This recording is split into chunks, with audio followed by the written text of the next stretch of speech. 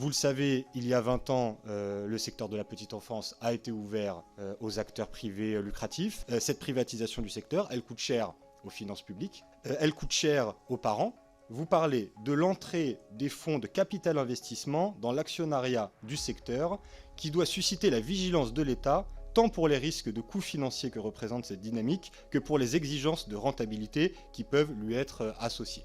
Vous dites qu'il y a un risque que la multiplication des sources de financement public contribue davantage au taux de marge des entreprises qu'à la qualité de l'accueil des jeunes enfants. On apprend par exemple que dans les entreprises de crèche, le coût de la masse salariale par berceau a baissé de 2% ces 10 dernières années. Alors là, on a la preuve chiffrée de, je ne sais pas comment il faut le dire, un plan d'austérité dans la masse salariale des entreprises de crèche qui sans doute explique beaucoup des difficultés qui sont rencontrées dans ces établissements.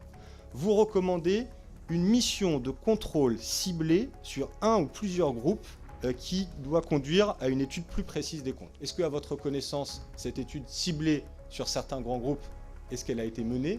Est-ce qu'elle est en cours?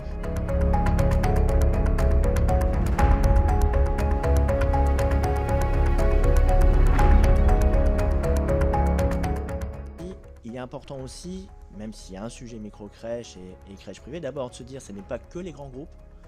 Nous avons aussi rencontré des entreprises de petite taille, personnelles. Regarder les grands groupes, c'est bien, mais aussi, parce que là on change d'échelle évidemment, mais regarder aussi ce que ça produit comme effet aussi par rapport à des petits établissements qui obéissent au même mécanisme économique et qui peuvent produire aussi des effets.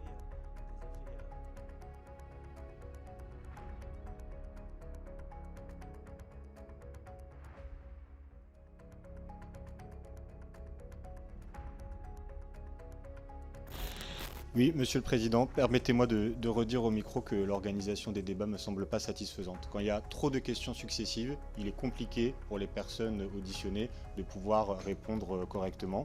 Moi, j'aborde ces auditions de la façon la plus constructive possible, mais on ne va pas faire comme s'il n'y avait pas de contexte sur cette commission d'enquête, et on ne va pas faire comme si l'auteur que je suis de la demande de commission d'enquête a été écarté des postes à responsabilité dans cette commission. Je vous ai laissé 7 minutes en discussion générale et j'ai bloqué aucun temps. Posez vos questions, n'hésitez pas, allez-y. J'aimerais que les personnes auditionnées aient aussi l'occasion d'y répondre. Et donc je vais poser mes questions. Je m'excuse encore une fois de la liste qui va commencer à être un peu longue. Et en plus, comme ce sont des questions précises, j'espère qu'elles pourront amener à des réponses précises. C'était une recommandation de votre rapport, une mission de contrôle ciblée sur un ou plusieurs groupes qui conduit à une étude des comptes. Est-ce que, à votre connaissance, voilà, j'essaie de poser la question la plus clairement possible, est-ce que, à votre connaissance, cette mission de contrôle ciblée sur un ou plusieurs groupes a été lancée? Merci.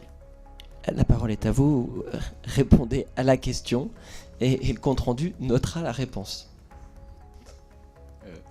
L'autorisation de procéder à ce type de contrôle toute récente, ça doit être du mois de décembre, je crois. Donc il aurait été difficile qu'une mission puisse partir avant.